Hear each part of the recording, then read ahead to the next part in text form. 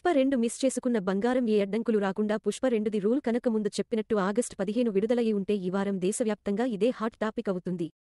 బంగారంలాంటి chance మిస్సయిందని చెప్పడంలో ఎలాంటి సందేహం అక్కర్లేదు. ఇండిపెండెన్స్ డేకి ఎంత స్టామినా ఉందో స్త్రీ 2 లాంటి మీడియం బడ్జెట్ మూవీకి వస్తున్న వసూళ్లు స్పష్టంగా కనిపిస్తున్నాయి. ఒక కామెడీ హారర్ సినిమా, అందులోనూ రాజ్ కుమార్ రావు లాంటి చిన్న హీరో, శ్రద్ధ కపూర్ లాంటి టైర్ 2 హీరోయిన్ మొదటి రోజు 100 కోట్ల రేంజ్లో వసూళ్లు ఎవరైనా ఊహించగలరా? అడ్వాన్స్ బుకింగ్స్తోనే రికార్డులు ఆశించగలరా?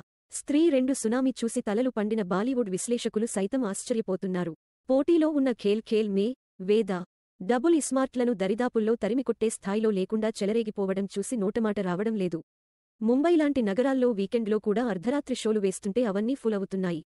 దీన్ని బట్టి రెస్పాన్స్ ఏ స్థాయిలో ఉందో అర్థం చేసుకోవచ్చు. దానికి తోడు సినిమా బాగుండటం, రివ్యూలలో ప్రశంసలు దక్కడం కలెక్షన్లను ఇట్టే పెంచుతున్నాయి. స్త్రీ 2 ఏకంగా బాలీవుడ్ టాప్ గ్రాసర్స్లో ఒకటిగా నిలిచినా ఆశ్చర్యం లేదని భోగట్టా. ఒకవేళ పుష్ప 2 కనుక వచ్చి ఉంటే స్త్రీ 2 సహా ఎవరూ పోటీలో ఉండేవాళ్లు కాదు.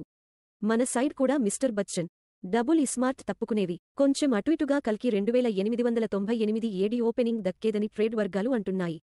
సుదీర్ఘమైన వీకెండ్తో పాటు హోలీ పండగలాంటి అంశాలు కలిసి వచ్చేవని అంటున్నారు. ఇప్పుడు చూస్తేనేమో తెలుగులో ఏ స్ట్రైట్ సినిమాకు బ్లాక్ బస్టర్ టాక్ రాలేదు.